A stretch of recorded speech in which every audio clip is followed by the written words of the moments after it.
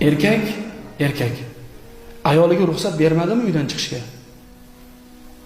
Nafaqat otasi, kelinni. Dodasi kelsa ham uydan chiqmaydi. Dodasi, qabrdagi dodasi tirilib qaytib kela olmaydi. Lekin farazan tirilib keyin nevaram uyga yursa haqqi yo'q. Nikoh, men aytaman doim, nikohlangandan keyin xotin oila qurgandan keyin erni gapi ota-onaning gapidan ustun turadi. Bu shariatda shu, islomda shu, musulmonchilikda shu. Boshqada bilmadik endi. Mo'min musulmonmisan boshlanishi, islom bilan bo'lyaptimi? Davomiy shu bo'lsin. Uydan chiqib ketma. Ering ruxsat bermadim, ketma.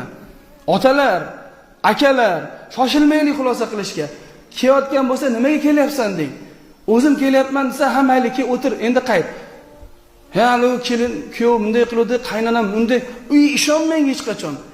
Bukaul mar'a inda takhasum laysa bisidq. Ayol kishining tortishuv paytidagi ko'zlardan